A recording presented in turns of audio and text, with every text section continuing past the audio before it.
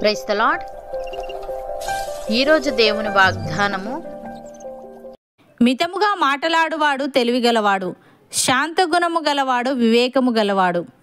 సామెతల గ్రంథము 17వ అధ్యాయము 27వ వచనము. సహోదరి సహోదరులారా, మరోసారి తన నాలుకను ఎలా నియంత్రించాలో తెలిసిన వ్యక్తిని సొలొమోను ఇక్కడ మెచ్చుకుంటున్నాడు. ఎక్కువ మాట్లాడే వాళ్ళు తప్పకుండా అనవసరమైన మాటలు, తప్పు మాటలు లేక హాని చేసే మాటలు మాట్లాడతారు. అందుకే మితముగా మాట్లాడువాడు తెలివిగలవాడని, శాంతగుణము గలవాడు వివేకము గలవాడని సొలొమోను అంటున్నాడు. ప్రియులారా, ఒక వ్యక్తికి ఉన్న అవయవాలన్నింటిలోకి నాలుకను అదుపు చేయడం చాలా కష్టం. తన నాలుకపై అదుపు సాధించినవాడు పరిపక్వం చెందినవాడు. నాలుకపై అదుపు సాధించడం అంటే ఏమీ మాట్లాడకుండా మౌనంగా ఉండడం అని కాదు. అవసరమైనప్పుడు మాత్రమే మాట్లాడుతూ అనవసరంగా మాట్లాడకుండా ఉండడం. ఇలాంటి వ్యక్తి ప్రశాంతంగా, జాగ్రత్తగా, నలుగురికి ఉపయోగకరంగా ఉంటాడు. భక్తుడు ఈ విధంగా అంటున్నాడు, విస్తారమైన మాటలలో దోషముండక మానదు. తన పెదవులను మూసుకొని వాడు బుద్ధిమంతుడు. నీతిమంతుని నాలుక ప్రశస్తమైన వెండి వంటిది. భక్తిహీనుల ఆలోచన పనికిమాలినది. నీతిమంతుని పెదవులు అనేకులకు ఉపదేశించును, బుద్ధి లేకపోవుట చేత మూఢులు చనిపోవుదురు అని. ప్రియులారా, ఆశీర్వాదమునకు వారసులవుటకు మీరు పిలువబడితిరి గనుక కీడుకు ప్రతి కీడైనను, దూషణకు ప్రతి దూషణ అయినను చేయక దీవించుడి. జీవమును ప్రేమించి మంచి దినములు చూడగోరువాడు చెడ్డదాన్ని పలకకుండా తన నాలుకను, కపటపు మాటలు చెప్పకుండా తన పెదవులను కాచుకొనవలెను. అతడు కీడు నుండి తొలగి మేలు చేయవలెను, సమాధానమును వెతికి దాన్ని వెంటాడవలెను. ప్రభు కన్నులు నీతిమంతుల మీదను, ఆయన చెవులు వారి ప్రార్థనల వైపునను ఉన్నవి గాని ప్రభు ముఖము కీడు చేయు వారికి విరోధముగా ఉన్నది. అపోస్తలుడైన యాకోబు ఈ విధంగా అంటున్నాడు, నా సహోదరులారా, అంజూరపు చెట్టున ఒలీవ పండ్లైనను, ద్రాక్ష తీగను అంజూరపు పండ్లైనను కాయునా, అటువలనే ఉప్పు నీళ్ళలో నుండి తీయని నీళ్లును ఊరవు. మీలో జ్ఞాన వివేకములు గలవాడెవడు? వాడు జ్ఞానముతో కూడిన సాత్వికము గలవాడై తన యోగ్య ప్రవర్తన వలన తన క్రియలను కనపరచవలెను. అయితే మీ హృదయములలో సహింపనలవి కాని మత్సరమును, వివాదమును ఉంచుకొనిన వారైతే అతిశయపడవద్దు.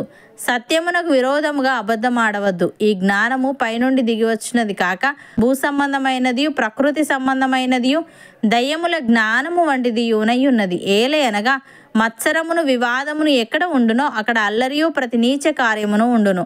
అయితే పైనుండి వచ్చు జ్ఞానము మొట్టమొదట పవిత్రమైనది, తర్వాత సమాధానకరమైనది, మృదువైనది, సులభముగా లోబడినది, కనికరముతోనూ మంచి ఫలములతోనూ నిండుకొనినది, పక్షపాతమైనను వేషధారణమైనను లేనిదియునై ఉన్నది.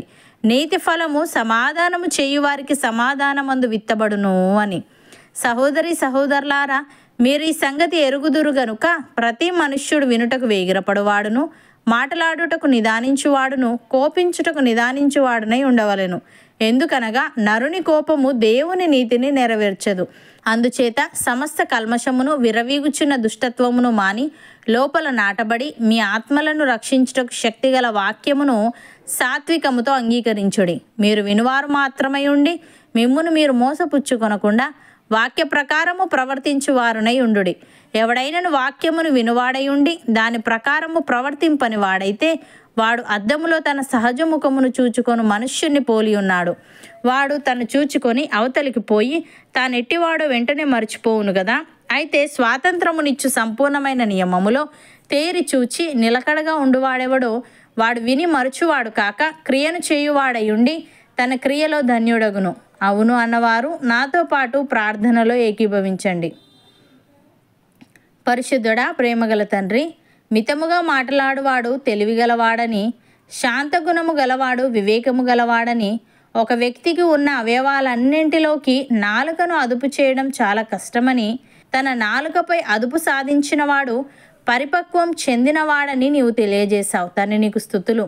దేవా, మేము వినుటకు వేగిరపడు వారమును, మాటలాడుటకు నిదానించు వారమును, కోపించుటకు నిదానించు వారమునై ఉండి సమస్త కల్మషమును, విరవీగుచున్న దుష్టత్వమును మాని లోపల నాటబడి మా ఆత్మలను రక్షించుటకు శక్తిగల వాక్యమును సాత్వికముతో అంగీకరించే వారంగా ఉండుటకు సహాయము దయచేయమని, ఆశీర్వాదమునకు వారసులవుటకు మేము పిలువబడితిమి గనుక కీడుకు ప్రతి కీడైనను, దూషణకు ప్రతి దూషణ అయినను చేయక దీవించుచు చెడ్డదాన్ని పలకకుండా మా నాలుకను, కపటపు మాటలు చెప్పకుండా మా పెదవులను కాచుకుంటూ కీడు నుండి తొలగి మేలు చేయుచు సమాధానమును వెతికి దాన్ని వెంటాడుటకు కృపచూపమని అనేకులకు ఆశీర్వాదకరంగా మా జీవితాన్ని నీవే మార్చమని యేసుక్రీస్తు నామమున ప్రార్థిస్తున్నాము తండ్రి. ఆమెన్.